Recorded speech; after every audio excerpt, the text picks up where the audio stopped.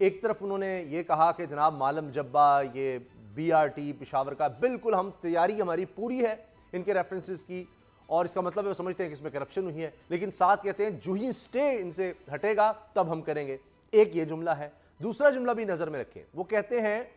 कि जनाब 12 महीने एक तरफ और 35 साल तरफ, तो थोड़ा फर्क तो होगा। यानी तहरीक इंसाफ को अगर 12 महीने हुए हैं तो इन पर उस तरह तो तवज्जो नहीं दी जा सकती जो 35 साल में जो कुछ लूट मार हुई है। आज जवेद लतीफ़ साहब का भी नाम आ गया है, आज करप्शन के खात्मे का आलमी दिन है, और पता चल रहा है उन्होंने भी बेशुमार अरबों रुपए की जायदादें मुख्तलिफ लोगों के नाम पर रखी हैं।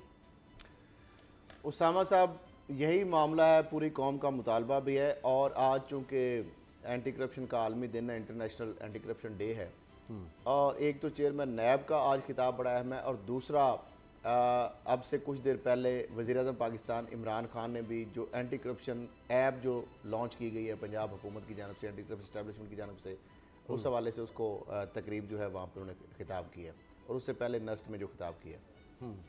मामला ये है कि दो ये वो केसेस हैं जिसका पीपल्स पार्टी की जानब से भी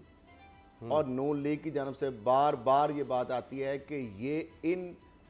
जो सिलेक्टेड अकाउंटेबिलिटी हो रही है,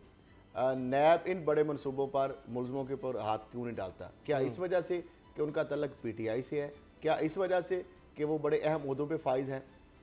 मामला ये है कि जिस तरह उन्होंने कहा है कि अब हवाओं का रुख बदलने लगा है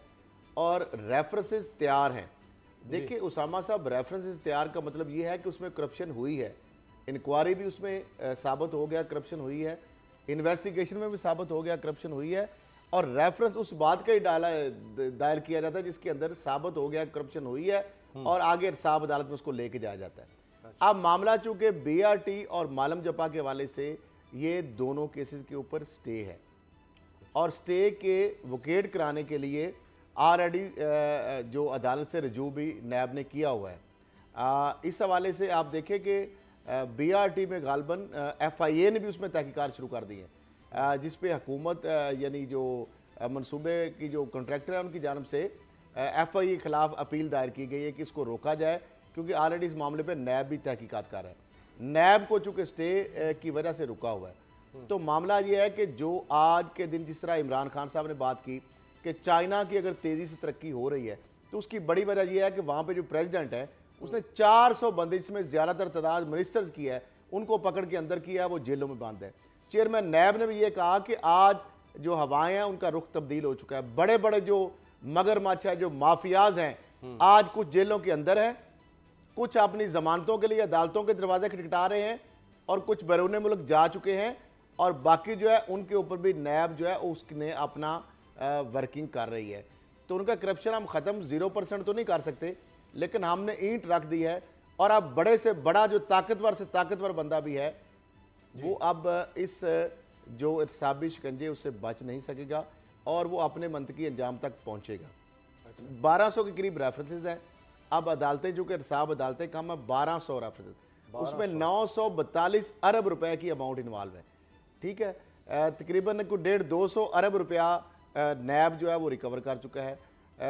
ओवरऑल 328 अरब नैब की रिकवरी है जब से नैब बना है, अब उससे लेकर अब तक। अब मामला ये है कि ये जो जितने भी मेगा करप्शन केसेस हैं उसामा साहब, अगर आज ये लोग, प्राइम मिनिस्टर आपके सामने,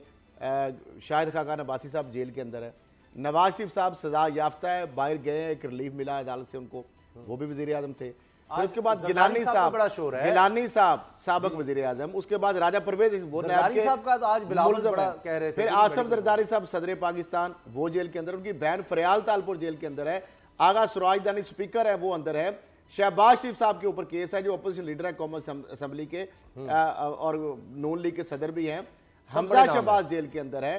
बाकी जो फैमिली है माशाल्लाह, जो बड़े बड़े ब्यूरोक्रेट ताकतवर थे, फवाद हसन फवाद को देख ले जो प्रिंसिपल सेक्रेटरी थे, वो अंदर है। उसके बाद आहत चीमा जो है वो जेल में है। अब तहरीक इंसाफ बरादरान जो है वो आप देख ले, तहरीक इंसाफ के बंदे भी नजर आ रहे हैं, बड़े बड़े नून लीग के जो शहबाज शरीफ साहब इस वक्त भागे हुए हैं। ये बता देना, तहरीक इंसाफ के लोग भी, बेटे तहरीक इंसाफ के लोगों में या तो करप्शन नहीं है, या दूसरी बात ये कि वो भी आपको लगता है कि इस तरह सलाखों के पीछे होंगे जिस तरह नून लीग के पीपल्स पार्टी। देखिए, जो चेयरमैन साहब ने दावा किया है और वो ये कह रहे हैं कि हवाओं का रुख बदल रहा है, रेफरेंस तैयार पड़े हैं, जो स्टे होगा बड़े अरसे से बदला है, हवाओं का रुख अभी तक नहीं बदला। हम भी यही बात कर रहे हैं, हम भी इस तरफ देख रहे हैं। सब्सक्राइब करें और बेल दबाएं ताकि कोई खबर रह न जाए।